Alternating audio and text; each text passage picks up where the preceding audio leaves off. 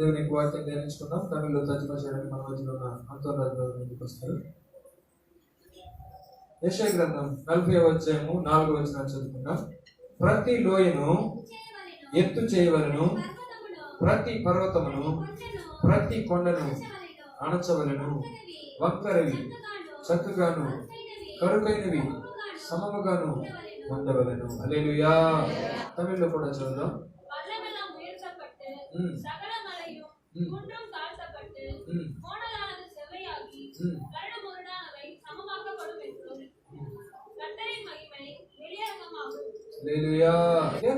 ప్రతి లోయ ఎత్తు చేయాలి, பள்ளங்கள் எல்லாம் உயர்த்தப்பட வேண்டும், ప్రతి పర్వతమును ప్రతి కొండ అణచబడాలి, సకల మలయం குன்றும் தாழ்த்தப்பட்டு కోణలానది సెవయాగి, వంకరవి చక్కగావాలి, కోణలానది సెవయాగి, కరుకైనవి సమముగా ఉండాలి, కరడాన మురడానవిகள் సమమాக்கப்படும். అప్పుడు యెహోవా మహిమ బయలుపరచబడుతుంది. அப்பொழுது கர்த்தரின் மகிமை வெளியரங்கமாகும். హల్లెలూయా. హల్లెలూయా.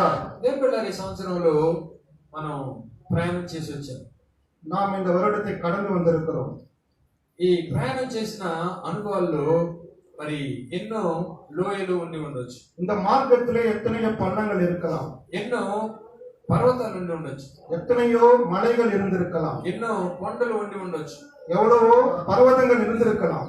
మరి మన జీవితంలో ఎన్నో వంకర విషయాలు ఉండి ఉండొచ్చు. நம்மளுடைய வாழ்க்கை பிரயாணத்திலே கோணலானவைகள் நடந்திருக்கலாம், ఎన్నో కరుకైనవి ఉండి ఉండొచ్చు, కరడాన కార్యங்கள் நடந்திருக்கலாம். కానీ అవన్నీ కూడా ఈ ఉదయకాల సమయం వాక్యం ద్వారా మనం సరి చేసుకోవాలి. இந்த காலை வேளையிலே அவை எல்லாவற்றையும் தேவனுடைய வசனத்தை கொண்டு நாம் சரி செய்து கொள்ள போகிறோம். హల్లెలూయా. హల్లెలూయా.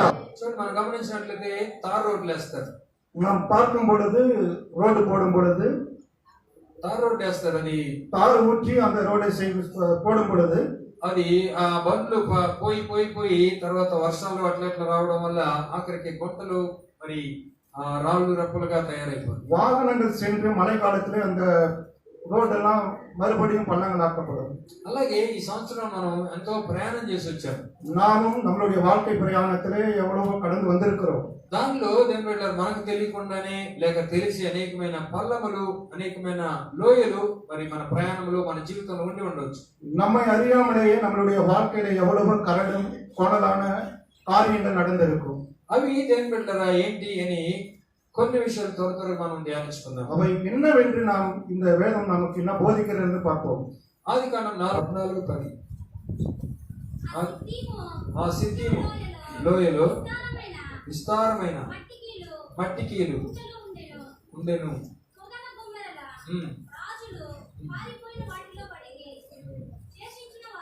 చాలు దేవుడు గమనించినట్లయితే ఆ సిద్ధిము లోయలో విస్తారమైన మట్టికీలు గుంటలు ఉండెను. அந்த சித்திம் பள்ளத்தாக்கு எங்கும் நீலக்கீல் உண்டாகும் கேணிகள் இருந்தது. లోయలు మరి ఎత్తు చేయబడాలి మనం నేర్చుకుంటున్నాం. நாம் பள்ளத்தாக்குகள் எல்லாம் மேலாக்கப்பட வேண்டும் என்று சொல்லப்பட்டிருக்கிறது. దేవుని యొక్క పల్లములు ఎత్తు చేయాలి అంటే మొదటి పల్లము లేక మొదటి లోయ ఏంటని మనం గమనించినట్లయితే మరి మట్టి కీలుతో ఉన్నటువంటి లోయ. நாம் பார்த்தோம் அல்லவா, பள்ளங்கள் எல்லாம் மேடாக்கப்பட வேண்டும் என்று நாம் பார்த்தோம். அதிலே முதலாவது பள்ளம் என்று நாம் பார்க்கும் பொழுது சித்திம் பள்ளத்தாக்கு என்று எழுதப்பட்டிருக்கிறது. అందులో మట్టి కీలు ఉందంట. அதிலே நீல கீல் உண்டாகி இருக்கிறது. అనగా జిగట మన్ను. அது பார்க்கும்போது உலர்ந்த மண்ணா இருக்கிறது. అందులో ఎవరైతే దిగుతారో దేవుని బిడ్డలారా మట్టి కీలు ఆ యొక్క జిగట మట్టిలో చిక్కుకొని బయటికి రావడానికి ఆస్కారం. அந்த உடையான சேற்றிலே யார் மாட்டிக்கொண்டாலும் எழும்புவது மிகவும் கடினமாக இருக்கும். అందుకని మరి కీర్తన గ్రంథం 40వ కీర్తన 2వ వచనంలో నాశనకరమైన గుంటలు జిగట గల దొంగ ఊబిలు అని మనం చదువుతాం. நாம் சங்கீதம் 40ஆம் அதிகாரம் 2வது வசனத்தில் சொல்லப்பட்டிருக்கிறது, உடையான சேற்றிலே மாட்டிக்கோ இருக்கிற என்று எழுதப்பட்டிருக்கிறது. నాశనకరమైన గుంటలో నుంచి జిగట గల దొంగ ఊబిలో నుంచి ఆయన నన్ను పైకి లేవనెత్తాడు. அந்த உடையான சேற்றிலிருந்து என்னை தேவன் மேலே எடுத்தார் என்று எழுதப்பட்டிருக்கிறது. కనుక దేని పెట్టారు ఈ మొదటి లోయ ఏంటంటే జిగట మన్ను కలిగినటువంటి లోయ. முதலாவது பள்ளத்தாக்கு என்று பார்க்கும்போது உடையான சேற்று என்று எழுதப்பட்டிருக்கிறது. ఈ సంవత్సరంలో ఒకవేళ మనకు తెలుసో తెలియకుండా మరి ఆ యొక్క జిగట గల గుంటలో ఒకవేళ పడ్డామా, நாம் தெரிந்தும் தெரியாமலும் அறிந்தும் அறியாமலும் இப்படிப்பட்ட ஒரு உடையான சேற்று நாம் விழுந்திருக்கிறோமா? ఆ గుంటలో ఎక్కడైనా పడ్డామా, அந்த பள்ளத்தில் எப்பாவது விழுந்திருக்கிறோமா? ఆ గుంట దేవుని బిడ్డలారా నూతన సంవత్సరంలో మనం వెళ్ళక ముందే ఆ గుంట లేకపోతే ఆ లోయ పూడ్చబడాలి. அந்த பள்ளத்திலே விழுந்த நாம் மறுபடியும் இந்த வருகிற ஆண்டிலே நாம் அதிலே இருக்காதபடிக்கு நாம் மேடான இடத்துக்கு வருவதற்கு நாம் பிரயாசப்பட வேண்டும். అందుకే దేవుని వాక్యం సెలవిస్తుంది, ప్రతి లోయ పూడ్చబడాలి. அதுக்கு தான் வேதம் சொல்லுகிறது, ஒவ்வொரு பள்ளமும் மேடாக்கப்பட வேண்டும். హల్లెలూయా. హల్లెలూయా. దేవుని బిడ్డలారా అది ఏ దుర్వ్యసనమైన కావచ్చు, அது எந்த விதமான துர் ஆலோசனையா இருந்தாலும் சரி, ఏ విధమైనటువంటి పాపం కావచ్చు, அது எந்த விதமான பாவமாக இருந்தாலும் சரி, దానిలో నుంచి ఈ సంవత్సరం అంతా నువ్వు ప్రయత్నం చేసి ఉంటావు, అది జగటమన్ను కాబట్టి నువ్వు బయటకు రాలేకపోయి ఉండొచ్చు. அந்த உடையான சேற்றின் என்ற பாவத்திலே நீ விழுந்து இருக்கலாம். దానిలో నుంచి ట్రై చేసి నువ్వు బయటకు వచ్చి రాలేకపోయి ఉండొచ్చు. அதிலிருந்து வெளியே வர முடியாமல் தவித்துக் கொண்டே இருக்கலாம். కానీ దేవుని బిడ్డలారా ఇదిన ముందు దేవుడు అంటున్నాడు, ఆ యొక్క లోయ పూడ్చబడాలి. அந்த பள்ளம் எல்லாம் மூடப்பட வேண்டும். హల్లెలూయా. హల్లెలూయా.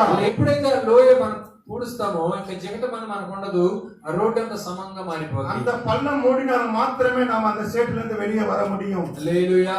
క్రీస్తునందు ప్రియమైన దేవుని బిడ్డలారా, ఆ యొక్క సిద్ధియం లోయలో அந்த சித்திம் பள்ளத்தாக்கிலே ఆ రాజులు పడిపోయి అందులో ఇరుక్కుపోయారంట.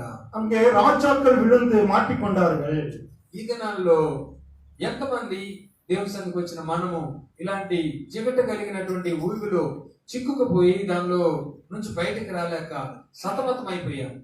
நாம் அந்த ராஜாக்களை போல இந்த பயங்கரமான குழியில் உடையான சேற்றில் மாட்டிக்கொண்டு தவித்துக் கொண்டு இருக்கிறோம். దేవుని బిడ్డలారా, ఈ యొక్క నాశనకరమైన గుంటలో నుంచి, జిగట గల దొంగలో నుంచి దేవుడు నన్ను పైకి లేవనెత్తాడు అని 40 కీర్తనలు మనం చదువుకుంటాం. நாம் சங்கீதக்காரன் சொல்வது போல பயங்கரமான குழியிலும் உடையான சேற்றிலிருந்து என்னை தூக்கி எடுத்து నా పాదములు బండ మీద స్థిరపరిచాడు అని, என் கால்களை கண்மலையின் மேல் நிறுத்தி తనకు స్తోత్ర రూపం ఒక క్రొత్త కీర్తన మన దేవుడు నా నోట నుంచాడని చెప్పడం మనం చూస్తాం. அப்படி அந்த சங்கீதக்காரன் புதிய பாட்டை தாவீதின் வாயிலிருந்து வெளியே கொண்டு வந்தார். ఎవరైతే ఈ యొక్క పల్లములు పూడుస్తారో వారు యొక్క జిగటగా భూమిలోంచి బయటకు వచ్చి దేవుని బిడ్డలారా క్రీస్తు అనే బండ మీద స్థిరపడి దేవుని నామాన్ని స్తుతించేవారుగా మారుతారు. அப்படிப்பட்ட பயங்கரமான குழியிலிருந்து யார் வெளியே வந்து கர்த்தராகிய இயேசு கிறிஸ்துவின் கண்மலையின் மேல் நிற்க பிரயாசப்படுகிறீர்களோ దేవుని బిడ్డల వారి నోట దేవుడు స్తోత్ర గీతం ఉంచుతాడు. அவர்கள் வாயினாலே ஸ்தோத்திர பலிகளை ஏறெடுக்கிறதுக்கான வாய்ப்பு கிடைக்கும். హల్లెలూయా. అనాశనకరమైన గుంటలో నుంచి బయటకు రానంత వరకు దేవుని నువ్వు స్తోత్రించలేవు. అందుకు బిడ్డలారా మరొక అవకాశం దేవుడు మనకి ఇస్తున్నాడు. உங்களுக்கு கடைசி வாரத்திலே ஒரு அவகாசத்தை தேவன் கொடுக்கிறார். హల్లెలూయా. ஹல்லேலூயா. ఈ దినమందు దేవుని బిడ్డలారా పల్లములు పూడ్చబడాలి. இந்த நாளிலே அந்த பள்ளங்கள் மூடப்பட வேண்டும். గత సంవత్సరం అంతా చిక్కుకుపోయినటువంటి ఆ యొక్క ఊబి పూడ్చబడాలి. நீ மாட்டிக்கொண்ட அந்த குழியில் இருந்து நீ மூடப்பட்டவனாய் வெளியே வர வேண்டும். హల్లెలూయా. యోబు గ్రంథంలో చక్కని మాట రాయబడింది. அதுதான் யோபுவின் புத்தகத்தில் ஒரு வார்த்தை எழுதப்பட்டிருக்கிறது. ఒకడు పడిపోయిన ఎడల చేయి చాపడా అని రాయబడింది. ஒருவன் விழுந்தால் அவன் கை மேலே தூக்காமல் இருப்பானா? పడిపోయిన వాళ్ళు ఏం చేస్తారు? விழுந்தவர்கள் என்ன செய்வார்கள்? లేవలేకపోయినప్పుడు చేయి చాపుతారు, ఎవరినైనా సహాయం అడుగుతారు. அவன் யாராவது எனக்கு உதவி செய்ய மாட்டார் என்று கையை தூக்குவான். దేవుడు మనం ఆరాధిస్తున్న దేవుడు సహాయం చేయడానికి 2020 సంవత్సరాల క్రితం ఈ లోకానికి దిగి వచ్చాడు. நாம் ஆராதிக்கிற தேவன் அதற்காகத்தான் 2020 ஆண்டுகளுக்கு முன்பாக இந்த உலகத்தில் அவதரித்தார். పాపులను రక్షించుటకు క్రీస్తు యేసు ఈ లోకమునకు వచ్చానన్న మాట నమ్మదగినది, అది పూర్ణ అంగీకారమునకు యోగ్యమైనది. பாவிகளை ரட்சிக்க இந்த உலகத்துக்கு இயேசுவானவர் வந்தார் என்பது உண்மையாக நிறைவேற்றப்பட்டிருக்கிறது. అవును దేవుళ్ళారా, ఆయన వచ్చిందే పాపుల కోసం. அவர் வந்ததே பாவிகளுக்காக. ఆ పాపం నుంచి బయటికి లేపాలని, அந்த பாவமான உலகிலிருந்து உன்னை வெளியே தூக்கி எடுப்பதற்காக, నాశనకరమైన గుంటల నుంచి పైకి లేపడానికి యేసు ఈ లోకానికి அந்த వచ్చాడు. பயங்கரமான குழியில் இருந்து உன்னை வெளியே எடுக்கவே నువ్వు చెయ్యి చాపితే చాలు, సహాయం చేయమని అడిగితే చాలు, ఆయన నిన్ను పైకి లేపుతాడు. நீ உன் கையை நீட்டினால் போதும், அவர் உன்னை வெளியே எடுத்துடுவார். హల్లెలూయా. ఎన్నో సాక్ష్యాలు మనం వింటా ఉన్నాం. எவ்வளவு சாட்சிகளை நாம் பார்க்கிறோம். భయంకరమైనటువంటి రౌడీలు మారారు, பயங்கரமான ரவுடிகள் மாற்றப்பட்டிருக்கிறார்கள். చైన్ స్మోకర్స్ మారారు, திருடர்கள் மாற்றப்பட்டிருக்கிறார்கள். చైన్ స్మోకర్స్ செயின் திருடர்கள் కంటిన్యూ తాగుతూ ఉంటారు, పొగ తాగుతూ ఉంటారు కదా, కానీ చైన్ లాగా నాన్ స్టాప్ అన్నమాట. వాళ్ళు దేవుని బిడ్డలారా ఆ యొక్క స్మోకింగ్ మానేశారు. புகை மது குடிப்பவர்கள் மாற்றப்பட்டிருக்கிறார்கள். దేవుని బిడ్డలారా భయంకరమైనటువంటి గజ దొంగలు మారారు. பயங்கரமான திருடர்கள் மாற்றப்பட்டிருக்கிறார்கள். దేవుని యొక్క హస్తము ఎలాంటి గుంటలో ఉన్నా మనల్ని పైకి లేపుతుంది. கர்த்தருடைய கரம் யாராக இருந்தாலும் அவரை மேலே தூக்குறதுக்கு அவர் ஆயத்தமா இருக்கு. దేవుని బిడ్డలారా, బండ మీద మనల్ని నిలబెడుతుంది. கண்மலையிலே நம்மை நிறுத்த வல்லவராய் இருக்கிறார். హల్లెలూయా. ఆశ ఉంటే చాలు, దేవుడు సహాయం చేస్తాడు. உனக்கு அதுல ஆர்வம் இருந்தால் போதும், அவர் காத்துக்கொள்வார். ఆశ గలవారి ప్రాణాన్ని తృప్తిపరుస్తాడు. ஆசையுள்ள ஆத்மாவை அவர் திருப்திப்படுத்துகிறவராய் இருக்கிறார். చూడండి, మన ఎంతో మంది కష్టపడుతూ మన ఈ చెన్నై పట్టణం వచ్చారు. நம் முன்னோர்கள் பார்க்கும் பொழுது எவ்வளவு கஷ்டப்பட்டு இந்த சென்னை பட்டணத்துக்கு வந்திருக்கிறார். ఆ కష్టం నుంచి నేను బయటపడాలన్న ఒక తృష్ణతో, ఒక ఆశతో దేవుని బిడ్డలారా ఉద్యోగాలు సంపాదించుకుని కొంతవరకు స్థిరపడ్డారు. அந்த நிலைமை மாற வேண்டும் என்று எவ்வளவு பிரயாசப்பட்டு வேலையில் அமர்ந்து கஷ்டப்பட்டு இருக்கிறார்கள். దేవుని బిడ్డలారా, పిల్లలను ఇంకా బాగుండాలని వాళ్ళు చదివిస్తా ఉన్నారు. பிள்ளைகள் கூட நன்றாக இருக்க வேண்டும் என்று நன்றாக படிக்க வைத்தார்கள். ఇదే చెన్నై పట్టణంలో తెలుగు వారు ఎంతో మంది దేవుని బిడ్డలారా, క్రైస్తవులు, డాక్టర్స్, ఇంజనీర్స్, లాయర్స్, మరి గొప్ప గొప్ప ఉన్నత స్థాయిలో ఉన్నారు. మరి పెద్ద పెద్ద ఉద్యోగాలు ఉన్నారు. அப்படி வந்தவர்கள் வாழ்க்கையில நாம் பார்க்கும்போது அநேகர் உன்னதமான ஸ்தானத்தில் வாழ்ந்து கொண்டிருக்கிறார்கள். ఆశ లేకుండా అవి జరిగి ఉండవు. ஆர்வம் இல்லாமல் அதை நடத்த முடியாது. దేవుని బిడ్డలారా, చూడండి, శ్రద్ధ గలవాడు ఐశ్వర్యవంతుడు అవుతాడని రాయబడింది. உண்மையுள்ளவன் ஐஸ்வர்யவனாயவன் என்று வேதம் சொல்லுகிறது. మనం ఈ నాశనకరమైన గుంటల నుంచి బయటపడాలి అన్న ఆశ, అన్న తృష్ణ తప్పకుండా నేను బయటకు తీసుకొస్తాను. பயங்கரமான குழியிலிருந்து நாம் வெளியே வர வேண்டும் என்று நாம் பிரயாசப்பட வேண்டும். దానికోసం దేవుని బిడ్డలారా, మనం దేవుని దగ్గర విజ్ఞాపన చేయాలి. அதற்காக தேவனிடத்தில் நாம் மன்றாட வேண்டும். ఈ దినమందు ఆ పల్లములు పోడ్చబడాలయ్యా, నేను బండ మీదకి రావాలి, ఇంకా జిగట గల లోయలో నేను ఉండను అని దేవుని బిడ్డలారా ఆశపడాలి. அந்த பள்ளமான வாழ்க்கையிலிருந்து நான் மேடான இடத்துக்கு வர வேண்டும் என்று தேவனிடத்தில் நாம் முறையிட வேண்டும். హల్లెలూయా, హల్లెలూయా, హల్లెలూయా. 107వ కీర్తన 20వ వచనంలో కూడా చక్కని మాట రాయబడింది. 107వ సంగీతం 20వ వచనத்தில் విధంగా எழுதப்பட்டிருக்கிறது. ఆయన తన వాక్కు పంపి వారిని బాగు చేసెను, ఆయన వారు పడిన గుంటలలో నుండి వారిని విడిపించెను. హల్లెలూయా, ఆయన తన వాక్కును పంపి వారిని బాగు చేస్తాడు. హల్లెలూయా. அவர் தமது வசனத்தை அனுப்பி அவர்களை குணமாக்குகிறார். ఈ ఉదయకాల సమయమందు మనల్ని బాగు చేసే వాక్యము ప్రకటించబడుతుంది. நம்மை குணமாக்குகிற வார்த்தை இன்று பிரசங்கிக்கப்படுகிறது. హల్లెలూయా, హల్లెలూయా. ఆ వాక్కు మనల్ని గుంటలో నుంచి దేవుని బిడ్డలారా బండ మీదకి తీసుకొస్తుంది. அந்த வசனம் நம்ம பள்ளத்திலிருந்து மேடான இடத்துக்கு அழைத்து வருகிறது. ఆ జిగట గల దొంగ ఊబిలో నుంచి మనల్ని పైకి తీసుకొస్తుంది. உடையான சேற்றிலிருந்து நம்மை வெளியே கொண்டு வருகிறது. అందుకే దేవుడు సహవాసాన్ని ఇచ్చాడు. அதுக்காகத்தான் தேவன் இந்த சகவாசத்தை கொடுத்திருக்கிறார். అందుకే దేవుడు సేవకులను ఇచ్చాడు. அதுக்காகத்தான் ஊழியக்காரரை கொடுத்திருக்கிறார். అందుకే అనేక మంది విశ్వాసులను ఇచ్చాడు. அதற்காகத்தான் விசுவாசிகளை கொடுத்திருக்கிறார். మన యొక్క ఫ్రెండ్షిప్, ఫెలోషిప్ ఎప్పుడైతే మారుతుందో, విశ్వాసులతో సేవకులతో ఎప్పుడైతే మనం కలుస్తామో, దేవుని బిడ్డలారా ఆటోమేటిక్ గా నీకై నువ్వే బయటికి రావడం, ఆ చెడు ఆలోచించి విడిపించబడడం నువ్వే చూస్తావు. நம்மளுடைய சிநேகம் தேவனுடைய பிள்ளைகளோடு இருக்கும் பொழுது நாம் அந்த உடையான சேற்றிலிருந்து வெளியே வருவதற்கான வழிகளை தேவன் நமக்கு வெளிப்படுத்துவார். హల్లెలూయా, హల్లెలూయా, హల్లెలూయా. దుష్ట సాంగత్యము మంచి నడవని చెరుపును అని రాయబడింది. துன்மார்க்கனுடைய வழிகள் நம்மை சரியான வழியிலே நடத்தாது. దేవుని బిడ్డలు ఎప్పుడైతే దుష్ట సాంగత్యం విడిచిపెట్టి దేవుని బిడ్డలతో సహవాసం చేస్తామో, துன்மார்க்க வழியை விட்டு நாம் எப்ப விலகி வருகிறோமோ அப்பொழுதுதான் தேவனுடைய சமூகத்தை காண முடியும். దేవుని బిడ్డలు దేవుని యొక్క సేవకులతో, దేవుని యొక్క విశ్వాసంతో సహవాసం చేస్తే தேவனுடைய பிள்ளைகளோடும் தேவனுடைய சகோதரர்களோடையும் நமக்கு நட்பு கிடைக்கும். ఆటోమేటిక్ గా దేవుని బిడ్డలు మన జీవితం మనకు తెలియకుండానే మారిపోద్ది. அது ஆனா அதுவாகவே தானாகவே அதனுடைய பழக்கத்தை மாற்றிக்கொள்ளும். వాక్యం ఎంత పవర్ గా ఉంటుందో, வசனம் எவ்வளவு வல்லமா இருக்கிறதோ అలాగే సహవాసం కూడా అంత పవర్ఫుల్ అయింది. அப்படியே தேவனுடைய சமூகம் கூட வல்லமை நிறைந்ததா దేవుని இருக்கிறது. బిడ్డలతో చేసే ఫెలోషిప్ కూడా అంత పవర్ఫుల్ అయింది. தேவனுடைய பிள்ளைகளுடைய நட்பும் அப்படி வல்லமையா இருக்கும். హల్లెలూయా, హల్లెలూయా. దేవుని బిడ్డల సామెత కూడా మనం చెప్తా ఉంటాం లోకంలో, நாம் பழமொழியை சொல்லுகிறார்கள், 6 నెలలు ఒకరితో సహవాసం చేస్తే వారు వీరవుతారంటే వీరు వారు అవుతారంట. 6 மாதம் ஒருவரோடு நாம் நட்பு பண்றோம்னா அவரை போல நாமும் நம்மை போல அவரும் மாற்றப்படுவார்கள். కారణం ఏంటంటే ఫెలోషిప్ అంతా బలమైంది. அந்த நட்பு அப்படி பலமுள்ளதா అదే இருக்கிறது. దేవుని బిడ్డలతో మనం సహవాసం చేస్తే, அதுவே தேவனுடைய பிள்ளைகளோடு நாம் சகவாசம் வைத்துக் கொண்டோம் என்றால் దేవుని బిడ్డలారా ఆటోమేటిక్ గా పరిపూర్ణంగా దేవుడు విడుదలిస్తాడు. நாமும் கூட அப்படியாக மாற்றப்படுவோம். ఒక సహోదరుడు ఆ బైబిల్ కాలేజ్ చేరేంత వరకు పాఠశాల చేసుకుంటా ఉన్నాడు. ஒரு சகோதரன் பைபிள் காலேஜ் சேரும் வரை அவனுடைய பழக்க வழக்கம் வேறு விதமா இருந்தது. ఆఖరికి బైబిల్ కాలేజ్ ఎంటర్ అయ్యేటప్పుడు అక్కడ ఆ పాన్ పారకు లాస్ట్ వేసుకుని ఊసేసి లోపలికి వెళ్ళాడు. அந்த காலேஜுக்குள்ள அவன் பிரவேசிக்கும் பொழுது தனக்கு இருந்த பழக்க வழக்கத்தை விட்டு உள்ளே சென்றான். கடைசியாக செய்து முடித்து போனான். అది కింద అది ఊసేసి వెళ్ళిపోయాడు. లోపలికి వెళ్ళిన తర్వాత ఫెలోషిప్ మారిపోయింది. அவனுடைய பழக்கம் உள்ள சென்ற பிறகு மாறிவிட்டது. దేవుని బిడ్డలారా, అక్కడ అనేక మంది ప్రార్థన చేసేవారు, அங்கே உள்ள அநேகர் ஜெபம் செய்கிறவர்களாய் இருந்தார்கள், వాక్యం చదివేవారు, வசனத்தை வாசிக்கிறவர்களாய் இருந்தார்கள், వాక్యానుసారంగా జీవించేవారు, வசனத்தின்படி ஜீவிக்கிறவர்களாய் இருந்தார்கள். దేవుని బిడ్డ వారితో ఫెలోషిప్ చేశాడు. టోటల్ గా ఎన్నో సంవత్సరాలు ఉన్నటువంటి యొక్క బానిసత్వం నుంచి, ఆ జగటగల ఊపి నుంచి బయటపడ్డాడు. அந்த பழக்கம் இவன் பழைய வாழ்க்கையிலிருந்து விடுதலை கொடுத்தது. దేవుని బిడ్డ ఇప్పుడు బలమైన సేవకుడిగా, నమ్మకమైన సేవకుడిగా సేవ చేస్తాం.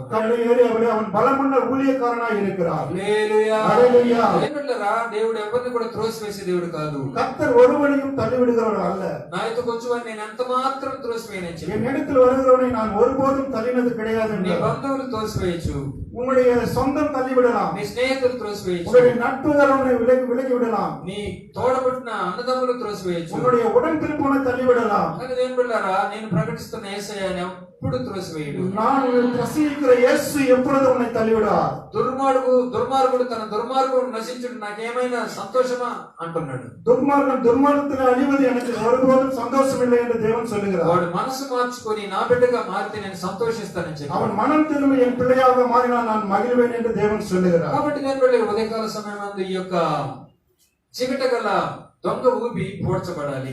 இங்கே நான் பார்க்கும் பொழுது உடையான சேற்று மூடப்பட வேண்டும். హల్లెలూయా. హల్లెలూయా. హల్లెలూయా. హల్లెలూయా.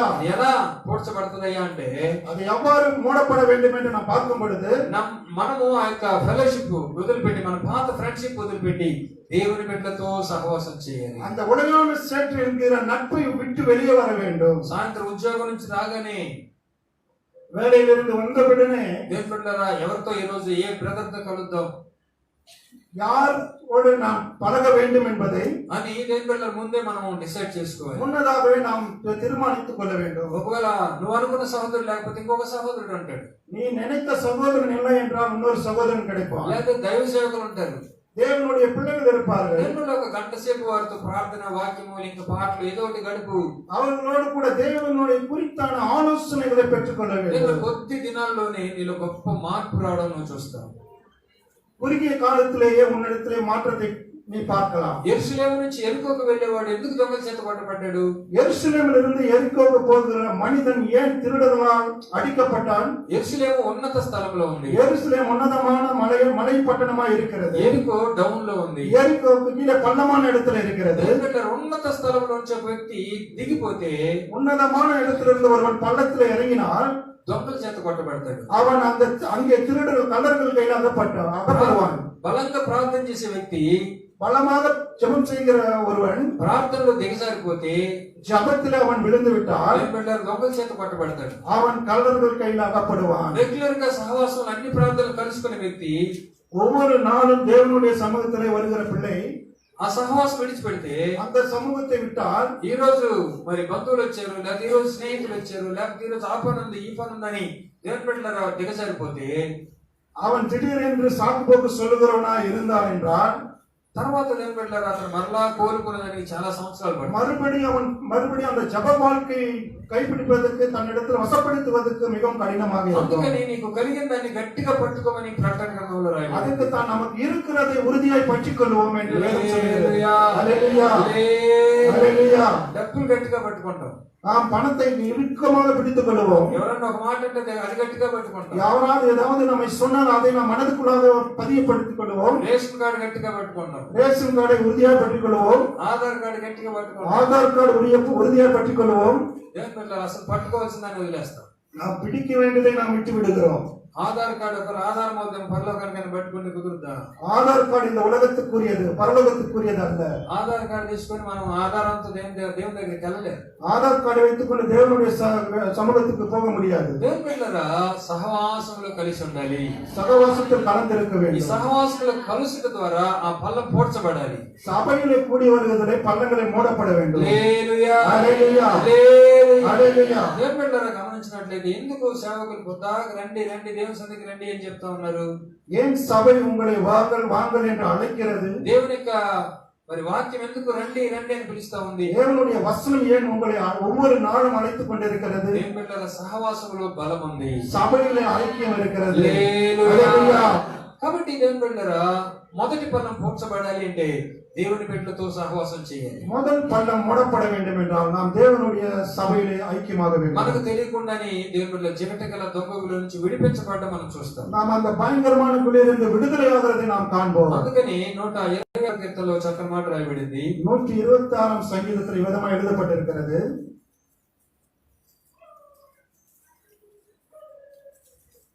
సియోనుకు తిరిగి వచ్చిన వారిని, சியோனின் சிறையிருப்பை యెహోవా చెరలో నుండి రప్పించినప్పుడు கர்த்தர் திருப்பும் பொழுது మనము కలకనిన వారి వలె ఉంటిమి. சொப்பனம் காண்கிறவர்கள் போல இருந்தோம். మన నోటి నిండా నవ్వు ఉండెను. நம்மளுடைய வாய் நகைப்பினாலும் நம்மளுடைய நாவு ஆனந்த మన சத்தத்தினாலும் నాలుక ఆనందగానముతో నిండి ఉండెను. நம்முடைய நாவு ஆனந்த சத்தத்தினாலும் நிறைந்திருந்தது. ஹல்லேலூயா. దేవుడు విడిపించిన తర్వాత అది నీకు కలలాగా ఉంటుంది. கர்த்தர் அந்த சிறையிருப்பிலிருந்து உன்னை திருப்பும் பொழுது ஒரு சொப்பனம் காண்பது போல இருக்கும். నేను కంటిన్యూగా మరి తాగుతూ ఉండేవాడిని, దేవుడు ఎట్లా విడిపించాడో నాకు తెలియదు అని నువ్వే ఆశ్చర్యపోతావు. நான் தினந்தோறும் குடித்துக் கொண்டிருந்தேன், திடீர்னு அதிலிருந்து ஒரு மாற்றம் எனக்குள்ள வந்தது என்று நீயே ஆச்சரியப்படுவார். మరి బ్రదర్ వాళ్ళ చిన్న ఆయన ఒక ఆయన ఉన్నాడు తాంబరంలో, పెరుగులెత్తుల్లో. ఆయన ఎప్పుడు సాక్ష్యం చెప్పని ఇదే చెప్తాడు. தாம்பரத்துல ஒரு பிரதர் இருக்கிறார். அவர் சாட்சி சொல்ல வரும்போதெல்லாம் இதை குறித்து குடி பழக்கத்தை குறித்து சொல்லிக் கொண்டிருப்பார். ఉదయం లేచి ఫేస్ వాష్ దాంతోనే చేస్తారంట. அவர் காலையில எழுந்து முகம் கழுவுறது கூட அந்த சாராயத்தினால் தான். ఫైనల్ గా ఏం బిడ్డలారా, ఈ దినం ముందు పరిపూర్ణంగా దాని నుంచి విడిపించబడి இந்த நாளிலே நாம் பார்க்கும் பொழுது அவர் பரிபூர்ணமா விடுதலை பெற்றிருக்கிறார். చాలా మరి మంచి సహోదరుడిగా దేవుడు మార్చాడు. இன்று அநேக ஸ்தலங்களிலே சாட்சியாய் வாழ்ந்து கொண்டிருக்கிறார். హల్లెలూయా, హల్లెలూయా, హల్లెలూయా. క్రీస్తునందు ప్రేమించిన బిడ్డలారా, ఇది మన చేత కాదు కానీ இது நம்மளால கூடாத காரியம். అయితే దేవుడు దాని నుంచి మనం విడిపిస్తాడు. అది మనం కలకనిన వారి వలె ఉంటాము. இது தேவனால் கூடும் என்பதை நாம் சொப்பனம் காண்பவர்களாய் మన இருப்போம். నోటి నిండా నవ్వు ఉంటది. நம் நாவுகள் முழுவதுமாக ஆனந்த சத்தம் మన இருக்கும். నాలుగు ఆనందగానం చేస్తది. நம்மளுடைய நாவுகள் ஆனந்த சத்தமிடும். అప్పుడు యెహోవా వీరి కొరకు గొప్ప కార్యములు చేసినని అన్ని జనులు చెప్పుకుంటారు. கர்த்தர் இவர்களுக்கு பெரிய காரியங்கள் செய்தார் என்று புறஜாதியார்கள் சொல்லுவார்கள். ஹல்லேலூயா. దేవుడు ఒకసారి యేసయ్యను మనం వెంబడించడం తీర్మానం చేసుకున్న తర్వాత వెనక్కి తిరిగి చూడకూడదు. நாம் கர்த்தரின் பின் செல்ல நினைத்தோம் என்றால் நாம் பின் பார்க்காதபடி இருக்க வேண்டும். హల్లెలూయా. ஹல்லேலூயா. వెనక్కి తిరిగి చూసిన లోతు భార్య ఉప్పు స్తంభం అయిపోయింది. பின்னோக்கி பார்த்த லோத்துவினுடைய மனைவி பார்க்கும் பொழுது உப்பு ஸ்தம்பமாக దేవుని நிற்கப்பட்டார். ఒక పబ్లిక్ ఎగ్జాంపుల్ గా మారిపోయింది. அவர் ஒரு உதாரணமாய் நின்று கொண்டிருக்கிறார். దేవుని బిడ్డలారా, మనం వెనక్కి చూడకుండా ఎన్ని మరి శోధనలు వచ్చిన, ఆటంకాలు వచ్చిన మనం యేసు వైపు చూస్తూ ముందుకెళ్దాం. எத்தனை சோதனைகள் எவ்வளவு கஷ்டங்கள் வந்தாலும் நாம் முன்னோக்கி பார்ப்பதற்கு நாம் பிரயாசப்பட வேண்டும். కనుక దేవుని బిడ్డలారా, మొదటి ఆ యొక్క నాశనకరమైన గుట్ట పూడ్చబడాలి. మనము బండ మీద నిలబడాలి. பயங்கரமான குழி மூடப்பட வேண்டும். நாம் கண்மலை மேல் நிற்க வேண்டும். రెండవది న్యాయాధిపతుల గ్రంథం 16వ అధ్యాయం 4వ వచనం. நியாயாதிபதிகளின் புஸ்தகம் 16ஆம் அதிகாரம் 4வது வசனம். పిమ్మట అతడు షోరేకు లోయలోనున్న దెలీలాను స్త్రీని మోహింపగా. సారీ, ఇక్కడ గమనించినట్టు మరొక లోయ ఉంది. అదేమో సిద్దిము లోయ, ఇది షోరేకు లోయ. அங்கே நாம் பார்த்தது முதலாவது சித்திம் லோயை என்று நாம் பார்க்கிறோம், பள்ளத்தாக்கு என்று பார்க்கிறோம். இப்பொழுது షోరేకు లోయ. சோரம் என்கிற பள்ளத்தாக்கு. దేవుని బిడ్డలారా, ఇంకా లోయలో దెలీలా అనే ఒక స్త్రీ ఉందంట. இங்கே நாம் பார்க்கும்போது ஒரு ஸ்திரீயை நாம் பார்க்கிறோம். அவள் பேர் தெலீலா. ఆ దెలీలాను దేవుని బిడ్డలారా ఈ యొక్క సంసోను మోహించాడంట. அந்த தெலீலாவின் மேல் சம்சோன் அன்பு வைத்தான். ఇది దేవుని బిడ్డలారా ఒక విధమైనటువంటి శరీర సంబంధమైన ఇచ్చ అనేటువంటి ఒక లోయ. இது நாம் பார்க்கும் பொழுது சரீர சம்பந்தப்பட்டமான ஒரு பள்ளத்தாக்கு. ఈ లోయలో దేవుని బిడ్డలారా ఈ సంసోను దిగిపోయాడు. இந்த சோரத் பள்ளத்தாக்கிலே சம்சோன் இறங்கி போனான். తర్వాత మనకు తెలుసు సంసోను యొక్క తల గుండు చేయబడింది. சாம்சோன் அந்த இடத்துல அவமானப்படுத்தப்பட்டான். దేవుని బిడ్డలారా అతని బలమైనటువంటి ఆ వెంట్రుకలు, బలానికి కారణమైన వెంట్రుకలు గుండు చేయబడ్డాయి. தனக்கு பலமாய் இருந்த அந்த முடி அவன் இடத்துல இருந்து எடுக்கப்பட்டது. அவன் அவமானப்படுத்தப்பட்டான். కన్నులు ఓడబెరగబడ్డాయి. அவனுடைய கண்களை பிடிக்கப்பட்டவனாய் இருக்கிறான். అతని దర్శనం పోయింది. அவனுடைய தரிசனம் அவனை விட்டு போனது. దేవుని బిడ్డలారా బంధించబడ్డాడు. அவன் சிறை செய்யப்பட்டான். గమనించినట్లయితే దాసుడిగా మారిపోయాడు. அவன் ஒரு கைதியை போல அடிமையாக்கப்பட்டான். అవును దేవుని బిడ్డలారా, ఈ షోరేకు లోయ అనేది ఒక శరీర సంబంధమైన ఇచ్చ లేకపోతే కోరిక இந்த சோரக் ஆற்றங்கரை என்பது ஒரு சரீர சம்பந்தமான இச்சை சம்பந்தப்பட்ட காரியமா இருக்கிறது. ఎవరైతే ఈ ఇచ్చలో ఉంటారో వారు దేవుని బిడ్డలారా వారి దర్శనాన్ని కోల్పోతారు. இந்த இச்சையில் யார் அகப்படுகிறார்களோ அவர்கள் வாழ்க்கையில மிகவும் கஷ்டப்படுவார்கள். దేవుడు ఎందుకు వారిని పిలిచాడో అది మర్చిపోతారు. அவர்களுக்கு இருந்த தரிசனத்தை இழந்து போகிறார்கள். దేవుడు ఎందుకు వారిని సృష్టించాడో అది మర్చిపోతారు. கர்த்தர் ஏன் நம்மை படைத்தான் என்பதை அவன் மறந்து போகிறான். దేవుని బిడ్డలారా కళ్ళు ఓడబెరకబడతాయి. கண்கள் பிடுங்கப்படும். వెళ్ళకూడని స్థలానికి వెళ్తా ఉంటాడు. நாம் போகாத பாதையை நாம் செல்வோம். దేవుని బిడ్డలారా ఆఖరికి పాపానికి దాసుడు అయిపోతాడు. அங்கே பாவத்துக்கு நாம் அடிமையாகிறோம். ఇదే అనేక మంది దేవుని బిడ్డలారా ఇలాంటి శోరిక లోయలో ఉన్న సంశోధనలు మనం గమనించవచ్చు. சோரக் லோயிலே ஆற்றங்கரையிலே மாட்டிக்கொண்ட சம்சனை போல. అయితే దేవుని బిడ్డలారా ఒక దినమందు ఆ యొక్క స్థితిలో నుంచి దేవునికి మొరపెట్టాడు సంసోను. அந்த பள்ளத்தாக்கிலிருந்து சிம்சோன் தேவனை நோக்கி తన பார்க்கிறான். దర్శనం పోయిన తర్వాత, தன்னுடைய தரிசனத்தை இழந்த பிறகு, గుడ్డివాడైన తర్వాత, கண்கள் போன குருடாக்கப்பட்ட பொழுது, బలహీనుడైన తర్వాత, பலவீனமான பொழுது, బంధించబడిన తర్వాత, அடிமையாக்கப்பட்ட பொழுது, దేవుడు తిరగలు విసురుతున్నప్పుడు அவன் அந்த இடத்துல அடிமையின் வேலை செய்து கொண்டிருக்கும் பொழுது దేవుని జ్ఞాపకం చేసుకున్నాడు. கர்த்தரை நோக்கி பார்க்கிறான். హల్లెలూయా. హల్లెలూయా. దేవుళ్ళరా పరిస్థితి ఎలాగున్నా ఉదయకాల సమయం దేవుని జ్ఞాపకం చేసుకుంటే నిన్ను ఆ యొక్క లోయలో నుంచి దేవుడు బయటికి తీసుకొస్తాడు. நம்மளுடைய நிலைமை எப்படியாக இருந்தாலும் நாம் கர்த்தரை நோக்கி பார்க்கிறவர்களா இருக்க வேண்டும்.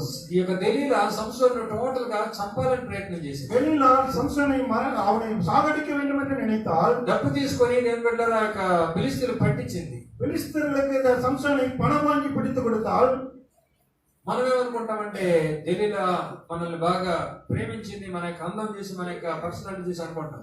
வெளியிலால் நம்மை நேசிக்கிறார், நம்மை அதிகமாய் அன்பு வைத்திருக்கிறார் என்று நாம் பார்க்கிறோம். ఆఖరికి కళ్ళు పోయిన వాళ్ళు ఎవరైనా అందంగా ఉంటారండి? கண்கள் போன பிறகு நாம் இதை ரசிக்க முடியுமா? మనం అందంగా ఉంటాం అసలు? ఫస్ట్ ఆఫ్ ఆల్ நாம் அழகா இருப்போமா? అద్దం ముందు నిలబడి మన మొహం ఎలా ఉందో మనకు తెలుస్తుందా? நாம் கண்ணாடி முன்னாடி நின்று நம்மை நாம் பார்க்க முடியாது. దేని బిడ్డలారా ఆ యొక్క శరీర కోరిక అనేది ఫైనల్ గా మనల్ని అలా చేస్తది. சரீர இச்சை என்பது கடைசியாக நம்மை குருடனாக்குகிறது. కనుక దేవుని బిడ్డలమైన మనము ఈ లోయలో ఒకవేళ ఈ సంవత్సరం ఉండి ఆ లోయ పూడ్చబడాలి. இப்படிப்பட்ட பள்ளத்தாக்கிலே நாம் அகப்பட்டிருந்தால் கர்த்தரை நோக்கி பார்த்து அந்த பள்ளத்திலிருந்து வெளியே வருவதற்கு நாம் ఆ பிரயாசப்படுவோம். లోయ ఎలా పూడ్చబడిందంటే அந்த பள்ளத்தாக்கு எவ்விதமாய் மூடப்பட்டது என்று நாம் பார்க்கும் பொழுது తన స్థితి ఏంటో గుర్తెరిగాడు సంసోను. தன்னுடைய நிலைமை என்ன என்பதை சம்சோன் தெரிந்து கொண்டான். తనున్నటువంటి బంధకాలు ఏంటో గుర్తెరిగాడు. நாம் எதிலே அடிமையாக்கப்பட்டிருக்கிறோம் என்பதை சம்சோன் அறிந்து கொண்டான். ఇక మీదట నేను బ్రతికి ప్రయోజనం లేదు ప్రభువా, இனி நான் வாழ்ந்து என்ன பிரயோஜனம் என்று ஆண்டவரை நோக்கி கூப்பிடுகிறான். దేవుని బిడ్డలారా నేను చనిపోయేటప్పుడు ఈ ఫిలిష్తీయులందరినీ చంపి చనిపోతాను. நான் மரணிக்கும் பொழுது எனக்கு உண்டான இந்த பாவத்துக்கு காரணமானவரை அழித்து போக வேண்டும் என்று நினைத்தான். ఏ శత్రువు అయితే నా కళ్ళు ఊడబెరికిందో, எந்த சத்ரு என்னை அடிமைப்படுத்தினதோ, ఏ శత్రువు అయితే నన్ను బలహీనపరిచిందో, எந்த சத்ரு என்னை அடிமைப்படுத்திக் கொண்டிருக்கிறதோ ఆ శత్రువుల మీద నేను పగ తీర్చుకుంటాను. அந்த சத்ருவை மேற்கொள்ளுகிற வல்லமை கொடு என்று கர்த்தரை நோக்கி பார்த்தான். హల్లెలూయా. హల్లెలూయా. దేవుని బిడ్డలారా వ్యభిచారం నుంచి విడిపించబడిన అనేక మంది ఇదన మందు వ్యభిచార గృహాలలో సేవ చేస్తున్నారు. விபச்சாரத்திலிருந்து விடுதலைப்பட்ட அநேக தேவனுடைய பிள்ளைகள் இன்று விபச்சாரம் நடத்தி கொண்டிருக்கிற குடாரத்திலே தேவனுடைய வசனத்தை பிரசங்கித்துக் கொண்டிருக்கிறார்கள். కారణం ఏంటంటే ఆ యొక్క నాశనకరమైన గుంటలో తను ఎంత ఇబ్బంది పడ్డాడో తెలుసు కాబట్టి, அந்த பயங்கரமான குழியிலே தான் அகப்பட்டு எவ்வளவு அவஸ்தைப்பட்டான் என்று அவனுக்கு உணர்ந்திருக்கிறபடினால దేవుడు వ్యభిచారుల మధ్య సేవ చేస్తున్నారు. விபச்சார கூடாரங்களிலே ஊழியம் நடந்து கொண்டிருக்கிறது. అనగా శత్రువు యొక్క కోటలోకి వెళ్లి దేవుడు ఆ యొక్క బిడ్డలు దేవుని పని చేస్తున్నారు. சத்துருனுடைய கோட்டைக்குள்ளாக சென்று ஊழியம் செய்து கொண்டிருக்கிற தேவ பிள்ளைகள் அநேகர் இருக்கிறார்கள். ఈ దినమందు మనం ఆశ పెడితే ఆ లోయని దేవుడు పూర్తి చేస్తాడు. இப்பொழுது நாம் அதை விரும்பினோம் என்றால் அந்த பள்ளத்தாக்கை தேவன் மூட விரும்ப ஆயத்தமாக இருக்கிறார். హల్లెలూయా. బిడ్డలారా కళ్ళు పోయినప్పటికీ, கண்கள் போன பிறகும் మరలా వెంట్రుకలు మొలిసాయంట, மறுபடியும் அவன் தலையிலே முடி வளர்த்து கொண்டிருக்கிறார். మరలా ఆశ పెరిగిందంట, மறுபடியும் அவனுக்குள்ள இருந்த அந்த பிரயாசம் ஆரம்பமாக்கப்பட்டது. దేవుని బిడ్డలారా మరి ఆశ చిగురించింది అతనిలో. அவனில் இருக்கிற அந்த பிரயாசம் வாஞ்சை அவனுக்கு துளிர் விட்டது. హల్లెలూయా. హల్లెలూయా. హల్లెలూయా. దేవుని బిడ్డలారా ఈ దినమందు కూడా దేవుడు మరొక అవకాశం మనకి ఇస్తున్నాడు. మరలా నువ్వు చిగురిస్తావు.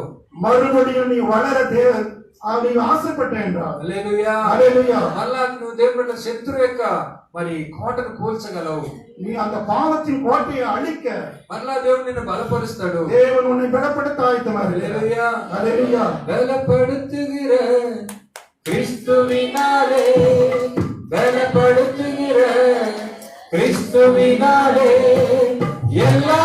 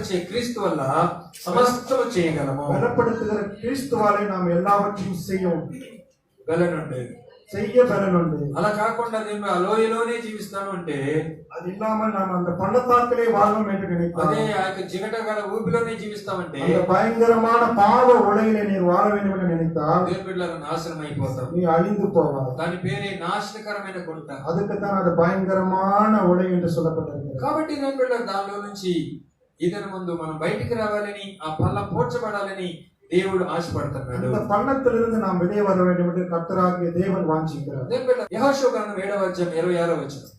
యేసువాவின் పుస్తకం 7వ అధ్యాయం 26వ వచనం. ఆ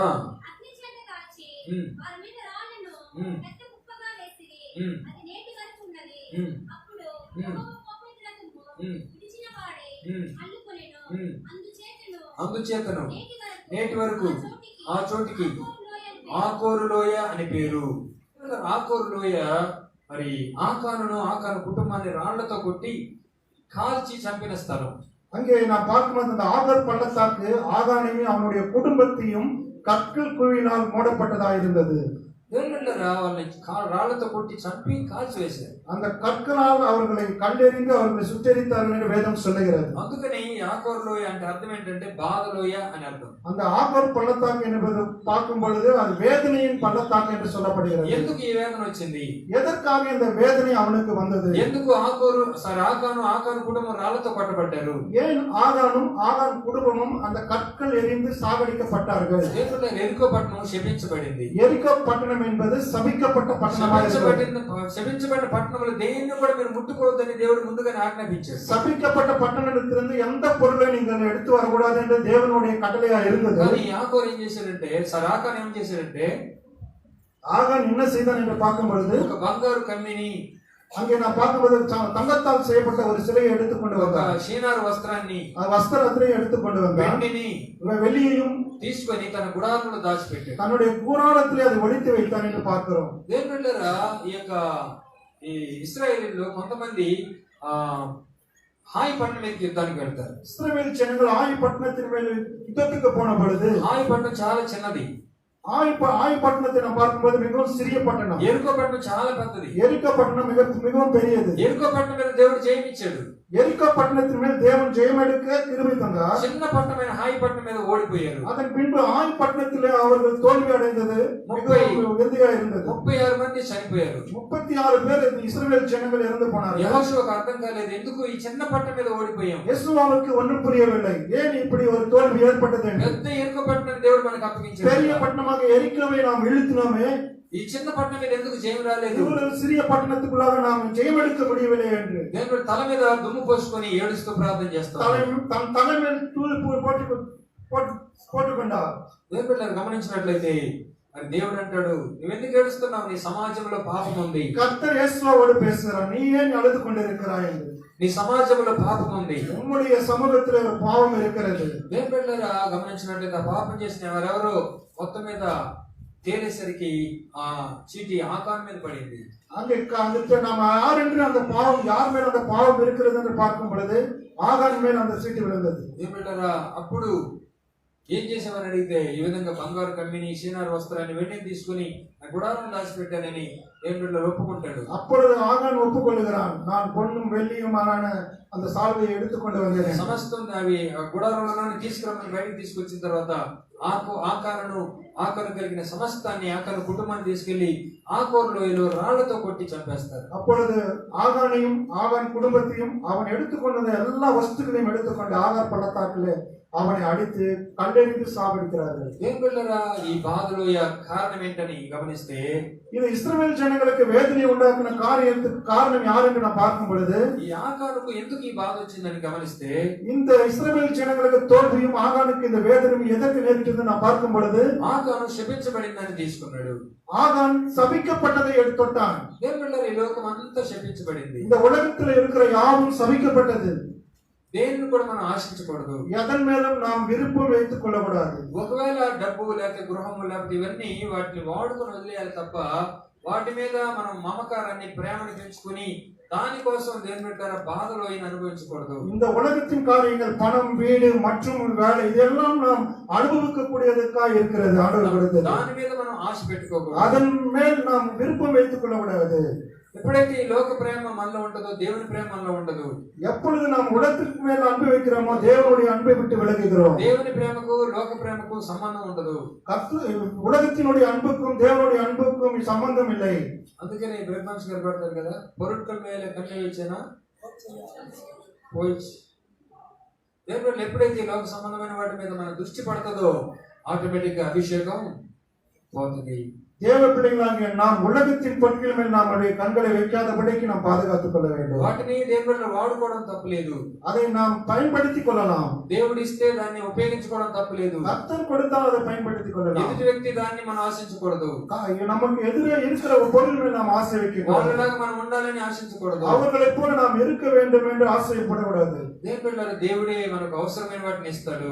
கர்த்தர் நமக்கு தேவையானதை கொடுப்பார். చేతులు 5 ఏళ్ళు ఉన్నాయి, 5 ఏళ్ళు సమానంగా లేవు. நம்மளுடைய கரங்களிலே விரல்கள் 5 சமமாக இல்லை.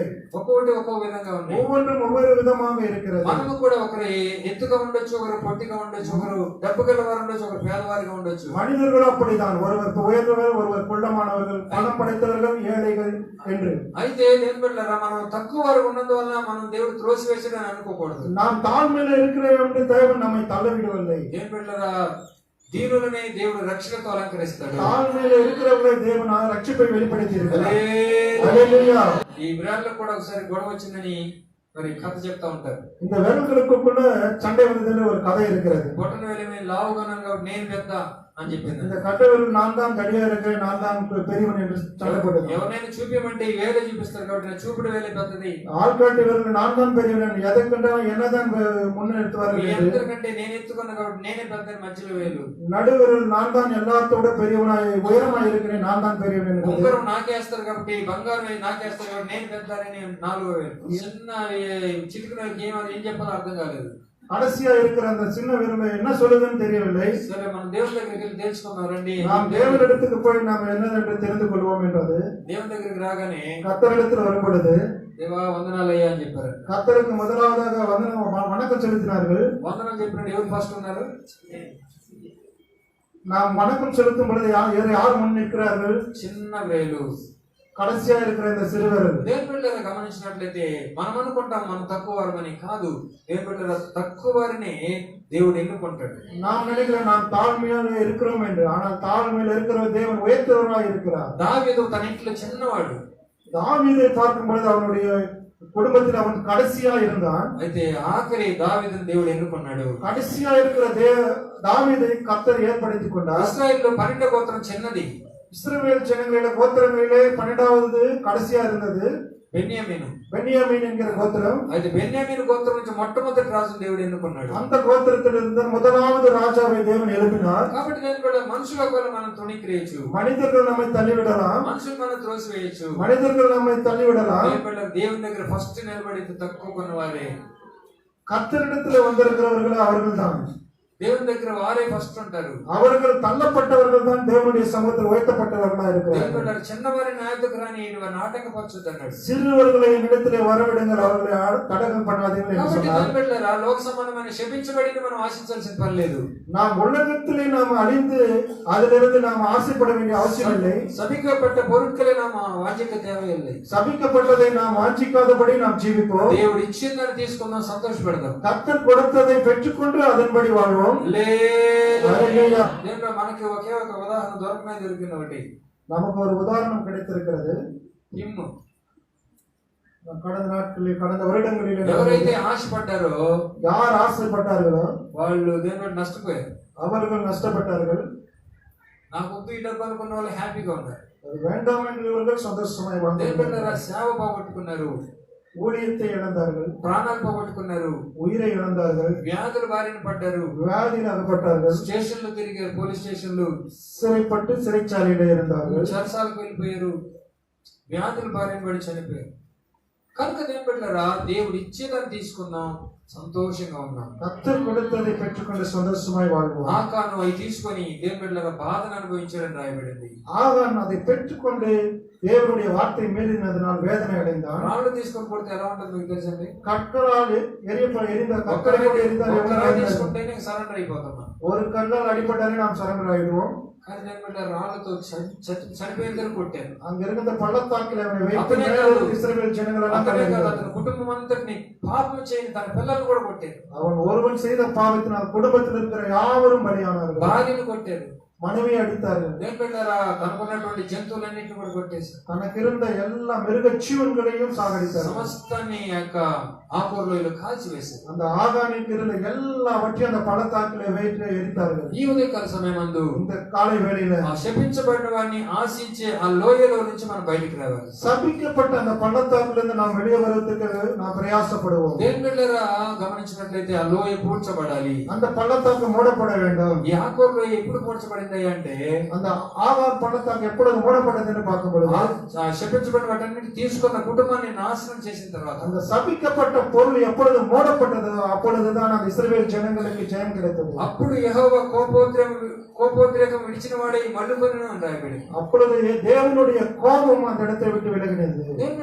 దేవుడు మన మీద కోపడక ముందే, தேவனுடைய கோபம் நம்ம மேல் வருவதற்கு முன்பாக, దేవుడి ఉగ్రత మన మీదకి రాకముందే, அவருடைய கோபம் நம்ம மேல் ஆளுகை செய்யாத முன்பே ఆ లోయను పూడ్చివేసి లోయ నుంచి బయటకు వద్దాం. அந்த பள்ளத்தாக்கிலிருந்து நாம் மேலே வருவதற்கு பிரயாசப்படுவோம். ఈ లోకంలో ఉన్న వాటిని ప్రేమించబడి అని రాయబడి, உலகத்தையும் உலகத்தில் இருக்கிறதையும் நீங்கள் அன்புக்கு வைக்காதீர்கள் என்று சொல்லப்பட்டிருக்கிறது. ఒకసారి పల్లా ఇస్తున్నప్పుడు ஒருவேளை நாங்கள் இந்த கர்த்தருடைய ராபோஜனத்தை பகிர்ந்து கொடுக்கும் பொழுது ఆమెకి దాదాపు ఉండొచ్చు ఒక 70-80 సంవత్సరాలు ఉంటాయి. ஒரு தாய்க்கு 70-80 வயசு இருக்கும்.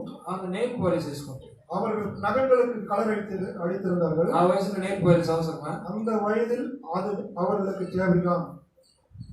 అంటే దేవుడిని ఎక్కిరించినట్టు, దేవా నువ్వు ఇచ్చిన రేపు అంతగా అందగా లేవు, నేను కలర్ పూసుకొని నేను బాగు చేసుకుంటానని దేవుని కిండలు చేసినట్టు. கர்த்தர் கொடுத்ததை நான் மாற்றிக்கொள்கிறேன் என்கிற அர்த்தமாக இருக்கிறது. క్రీస్తునందు ప్రేమించబడ్డారా, ఇవన్నీ కూడా లోక సంబంధమైన ప్రేమ, இதெல்லாம் உலக சம்பந்தமான காரியம். దేవుని బిడ్డలమైన మనం వాటి వేటి మీద కూడా మమకారాన్ని పెంచుకోకూడదు. அப்படிப்பட்ட காரியங்கள் மேல் தேவனுடைய பிள்ளைகள் ஆசை வைக்கக்கூடாது. ప్రత్యేక క్రిస్మస్ ఈ యొక్క న్యూ ఇయర్ లో మరి ఏమేమి చీరలు కొన్నారు, ఏమేమి బట్టలు కొన్నారు నాకు తెలియదు. అయితే பண்டிகை நாட்களிலே இப்படியான காரியங்கள் లోకం మనల్ని ఆకర్షిస్తా ఉంటది. உலகம் நம்மை அழைக்கலாம். దేవుడు సినీ యాక్టర్ల ఫోటోలు పెట్టి వాళ్ళు చీర కొట్టుకున్నట్టుగా చూపిస్తా ఉంటారు. சினிமா நடிகர்கள் நடிகைகள் அதை செய்து கொள்ள வியாபாரத்திற்காக. అయితే ఆ సహవాసం మనం పోకూడదు.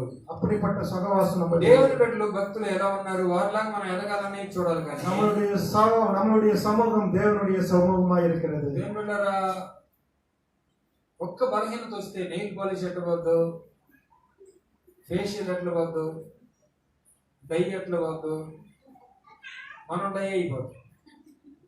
நமக்கு ஒரு பலவீனம் வந்தால் அதெல்லாம் நம்ம விரும்ப மாட்டோம் இல்லவா? அது போலதான். కనుక దేవుని బిడ్డలారా, నీ క్షేమకాలం అందు నేను నీతో మాట్లాడితే కానీ నేను వెనకపోతే రాయబడింది.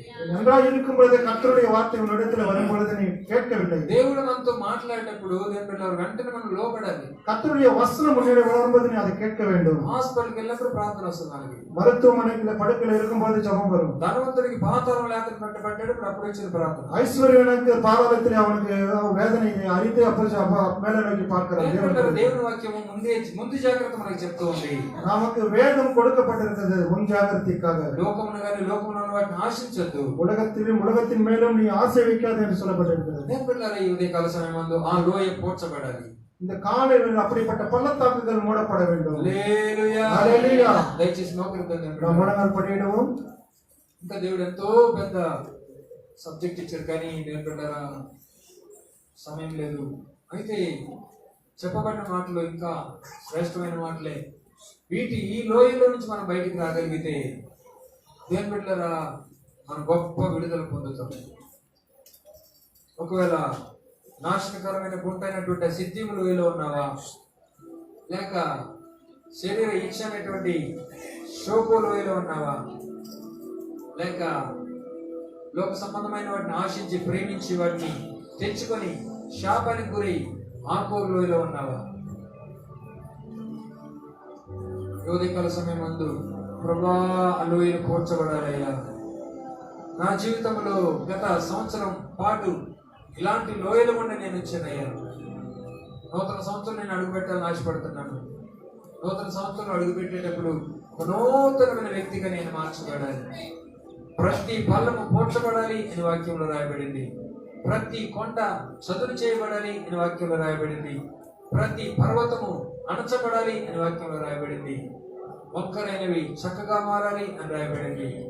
కరుకైనవి సమముగా మార్చబడాలి అని రాయబడింది. ఈ వాక్యానుసారంగా నా జీవితాన్ని మార్చు ప్రభువా, నా బ్రతుకును మార్చయ్యా. చిన్న చిన్న వాటిని నేను ఆశించి, చిన్న చిన్న వాటిని నేను ప్రేమించి, పాలుతేలు ప్రవహించి దేశాన్ని పోగొట్టుకున్న ఆకానులాగా నేను ఉన్నానయ్యా. వాటిని ఆశించకపోతే ఆకాను పాలుతేలు ప్రవహించే దేశంలో గొప్ప ఆశీర్వాదాన్ని పొంది ఉండేవాడు, తాను తన కుటుంబం. ఆఖరికి ఆకోరు లోయలో రాళ్లతో కొట్టబడి, చంపబడి, కాల్చివేయబడ్డారు. ఆఖరికి బూడిదే మిగిలింది. లోతు భార్య కూడా సంపాదించిన వాటి కోసం ఒక్కసారి వెనక్కి తిరిగి చూసింది. దేవుళ్ళరా ఉప్పు స్తంభం అయిపోయింది. లోతు అబ్రహాముతో ఉండకుండా పచ్చని స్థలాన్ని కోరుకున్నాడు. మరుసటి రోజు లోతు చూస్తే సొదొమ గొమొర్రా పట్టణాలు బూడిదైపోయాయి. కాబట్టి ఈ లోకంలో దేన్ని నువ్వు ప్రేమించినా అది ఒక దినం ముందు బూడిదైపోతాయి. కానీ దేవుళ్ళరా యేసయ్యను పట్టుకుంటే, యేసయ్య మార్గంలో జీవిస్తే నీ పాదములు బండ మీద స్థిరపరచబడతాయి. నీ బానిసత్వం నుంచి దేవుడు విడిపించిందని నువ్వు ఆశ్చర్యపడి, దేవుడు ఎలాగో అద్భుతం చేశాడని నువ్వు సంతోషపడతావు. దేవుళ్ళారా శాపగ్రస్తమైన నుంచి విడిపించబడి పాలుతేలు ప్రపంచ దేశానికి నువ్వు వస్తావు. హల్లెలూయా.